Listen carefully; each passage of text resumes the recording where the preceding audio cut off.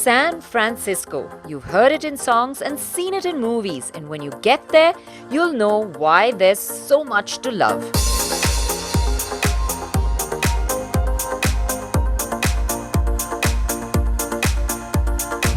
And what better place to begin the journey than the Californian city of San Francisco, with its great coastline, amazing Californian food, funky architecture, crazy driving slopes. Well, there's just so much to take in, and our journey begins right here.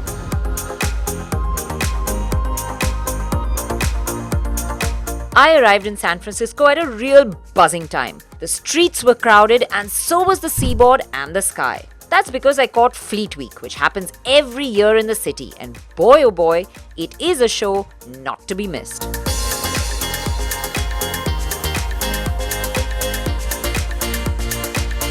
A great place to view the action is at the Fisherman's Wharf area. It's also an interesting hangout for great views and good food. After enjoying the show and the US Navy Blue Angels' scintillating finale, I shot off to explore more of this eclectic city. For a great road trip, it's essential to pick the right car, and my companion for this journey is the one that I love to use on long journeys, the Audi Q7. Why? Well, I'll tell you along the way.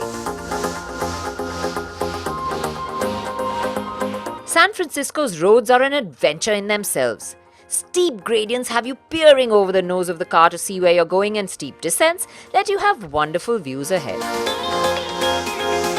Just driving around the roads is a joyride, and then there's Lombard Street. It's a block in length, and it's a one-way steep descent with 8 hairpins. It has the title of being the crookedest street in the world, and I just had to drive down it to see for myself. It made me feel 8 again, and I went round a couple of times just for fun. In all the excitement, I had forgotten about lunch, and I drove down to Ferry Building to catch a bite. The view from the parking lot of the Ferry Building is quite spectacular. And no, that's not the famous Golden Gate Bridge. In fact, that's Bay Bridge.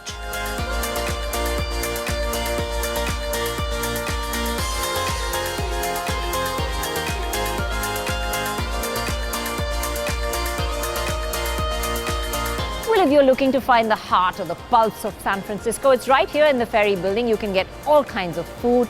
You can get artisan cheese, bread, wine, and lots of curios and goodies for your house as well. Lots to shop, lots to look around. Lots of fun to have in this building, and it's on the pier, so it's a beautiful place to be in as well. One can easily spend an entire afternoon in Ferry Building. There are interesting stores, and the building itself is really beautiful. Interestingly, there's a statue of Gandhiji that's situated behind the building and was gifted to the city of San Francisco by the Gandhi Memorial International Foundation.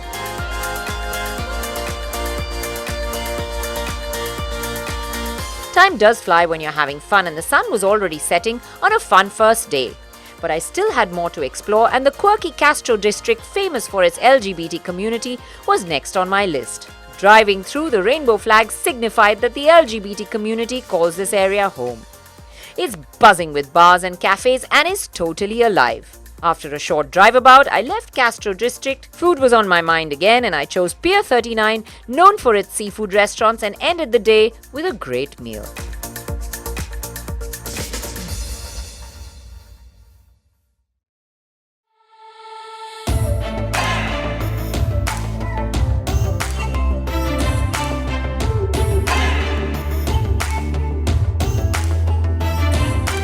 Of course, there's no trip complete to San Francisco without a journey over the Golden Gate Bridge, and that is exactly where we're at now. This bridge is really iconic, such a proud landmark for San Francisco.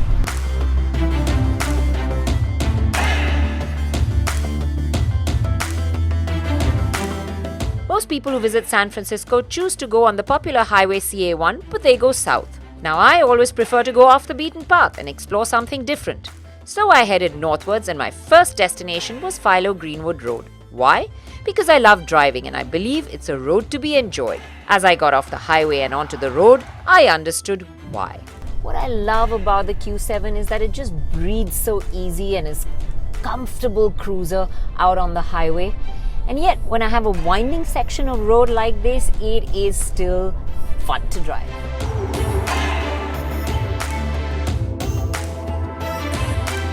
The road winds around till you get to the midst of some really dense forest.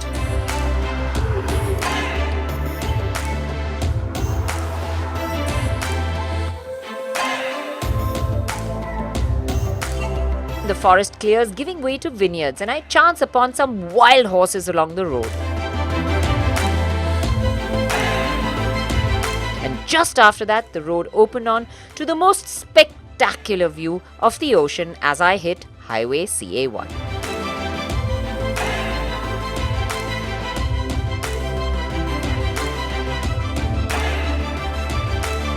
It's a stunning place and the cool ocean breeze is exhilarating, but it's beginning to get chilly and I'm happy to get back into my comfortable car, which is just at the right temperature. From this point right until Fort Bragg, the road is just a view a minute. There are great ocean views out of my windscreen and blue skies with sunshine pouring through the panoramic sunroof, making it one of those memorable drives. I felt like I was driving through a work of art, and I drove into Fort Bragg at the end of another spectacular day with this thought on my mind that nature is truly a fine artist. I decided to stay on in Fort Bragg because there was so much to do, and that's the beauty of a road trip. You can just stop where you want and make your own itinerary as you go along.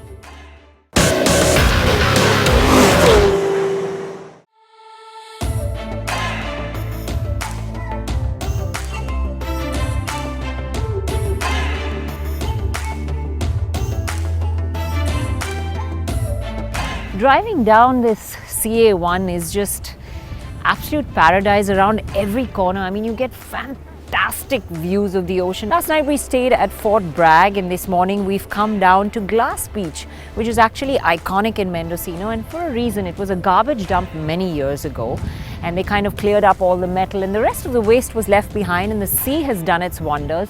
In these rock pools that are formed over here, it kind of churns everything, tosses it up, and it comes back as little pieces of glass on this beach, which is why it's called Glass Beach. I'm off to find my little piece of glass.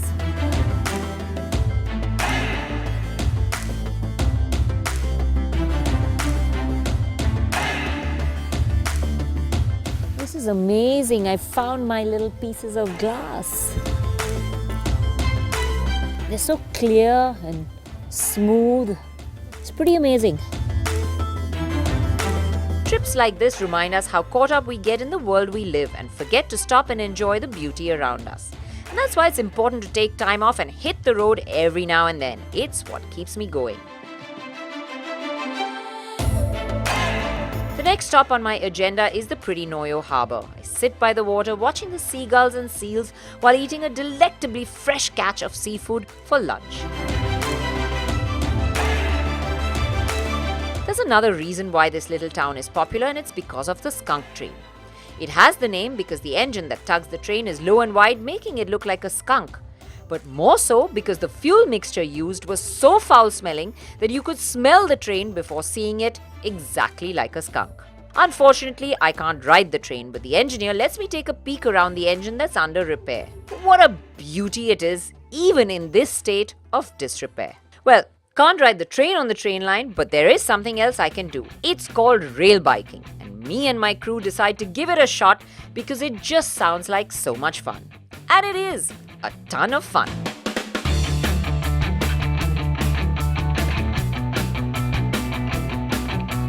We're not on the train, but we're going to get to see the wonderful countryside that it goes through, and I'm already loving this journey.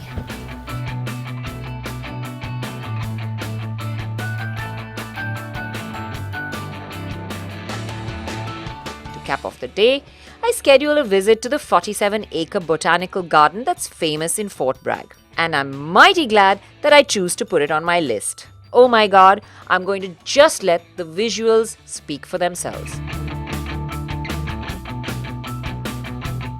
Wow, this is absolutely fascinating. So this is a dahlia garden. It's part of the botanical gardens here at Fort Bragg, but it's amazing. It's like Wonderland. It's crazy.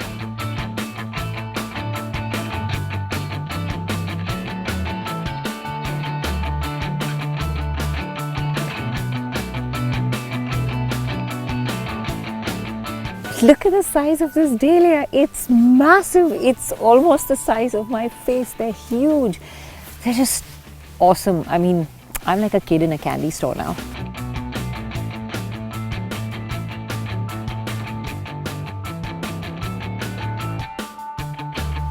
It's a veritable riot of colors in here. It's just amazing.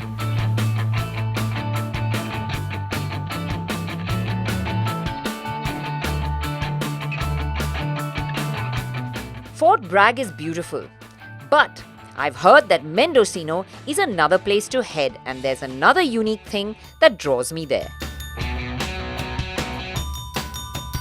It's a quaint little town with a Masonic church that has a turret built of a single massive block of redwood. The town is also dotted with water towers, which it's famous for. And once again, beautiful views of the ocean greet me. But the reason I'm here is different. It's to taste something special. Frankie's in town has something called mushroom ice cream. That's the dried version, but what they do is they take that. This has got an amazing smell. Sort of malty and... Those are a little, they're not moldy, they're a little old. So, mushroom ice cream. This is a first for me. I didn't tell you this mushroom you would never know, right? I would not believe You would this. not know, right?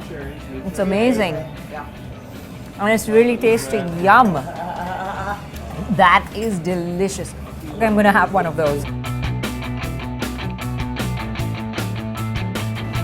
It's cold outside, but I'm still enjoying the ice cream. The way to describe it is malty and sweet. Trust me, no one would gather this was the flavor of a mushroom. The store also has other eclectic flavors to be tasted. Nature, adventure, food, it's all been packed into another great day. And driving back, I stopped by the seaside because the sky decides I cannot end this day without enjoying its show.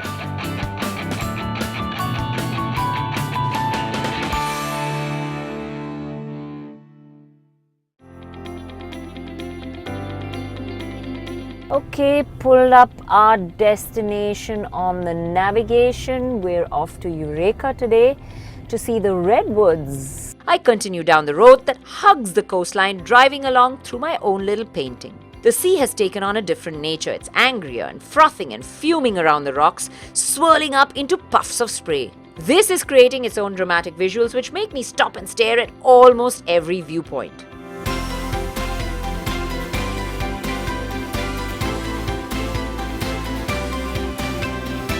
The Q7 needs a top-up, and this tiny gas station in Westport seems a fun place to stop. It makes me feel like I've stepped into an old western movie in this little town with its old world charm.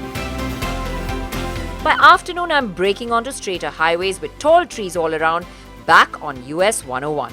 I arrive at ORICK at the quaint little Elk Meadows cabin where I've scheduled my stay. These are cute, cozy little cabins in a beautiful setting amongst the redwoods. Justin the guide is another delight, and the enthusiasm to get our group into the redwoods is infectious as we head straight out. Okay, so the bright sunny sky is gone and the weather's completely turned on us. It is now raining, and unfortunately, just as I have to get out of the car and start walking, because we're headed into the redwood forests. Now, I believe the trees around this area called ORICK in this part of the forest are really unique. Redwoods, as you know, are famous because they grow really tall. Some of them going up to hundreds of feet, and the tallest one in the world, I believe, is about 300 odd feet tall. That is crazy for a tree. And the one thing I learned about redwoods is even as they grow older, they don't slow down their growth, they don't stop growing, they just keep growing and can put on almost about 800 kilos in a year. Well, getting into the forest, let's see what it holds.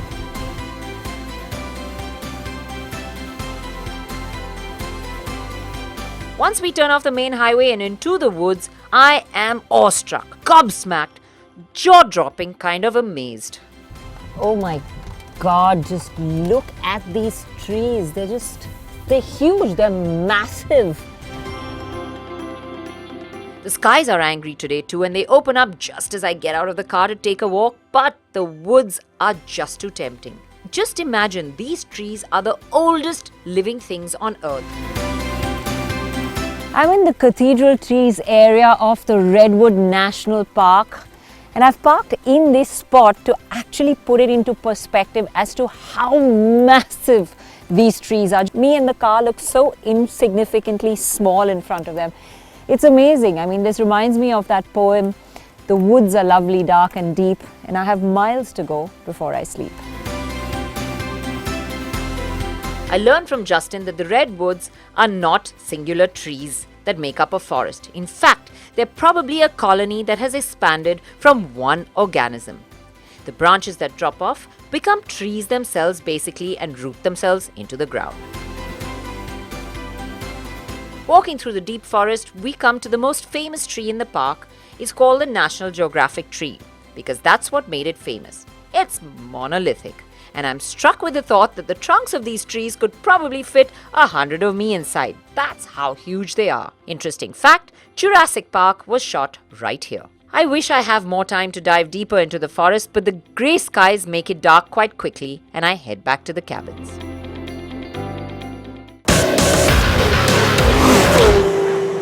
The next day, my journey continues northward from ORICK, running through the tree-lined forests.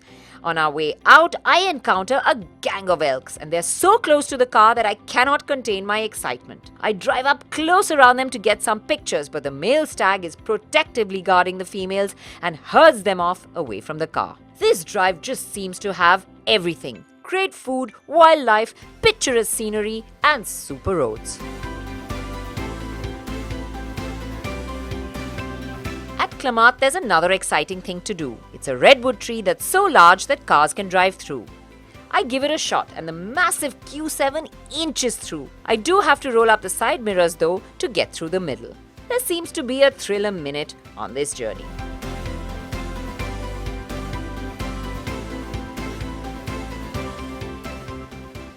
Just after the town of Crescent, you run along the coast for a bit, and then you cross over into Oregon. So it's bye-bye California and hello Oregon for us. The skies are dark and the rain is incessant, but the beautiful tree-lined avenues with the colors of fall brighten up the day and keep me entertained. I also have an adventure activity lined up, and luckily as the road winds its way to Florence, the rain breaks. The Umpqua Basin makes this area like a desert, and the dunes are a popular playground for locals and tourists alike who come here for a spot of fun.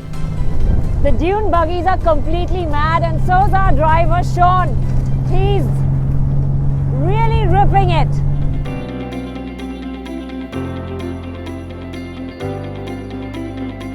So if you're in the Florence area and you want to have the thrill of a lifetime, you've got to do this dune buggies.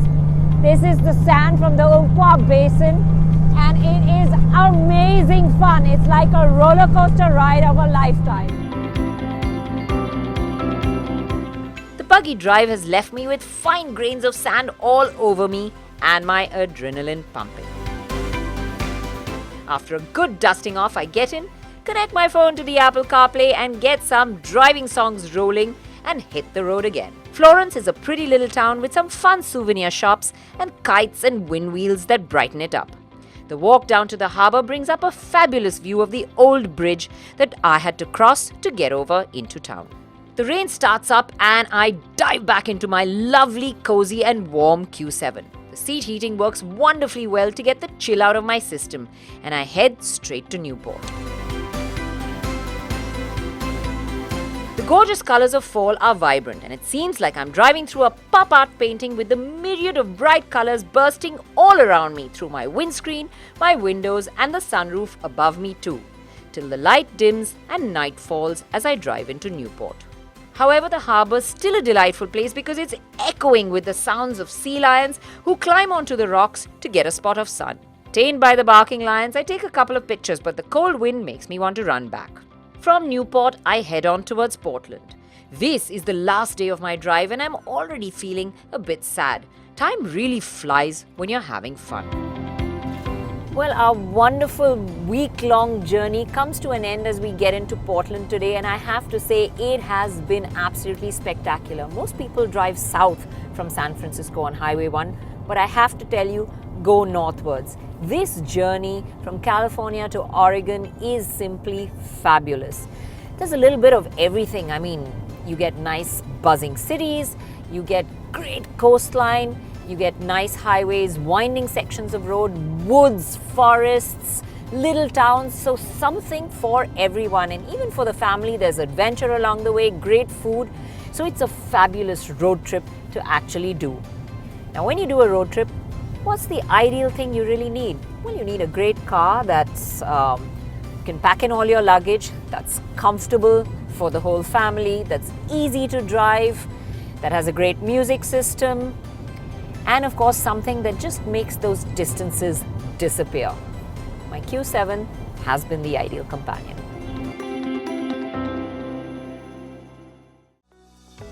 And now it's time for tips on sustainability and protecting the environment with Servo Futura G Plus from Indian Oil.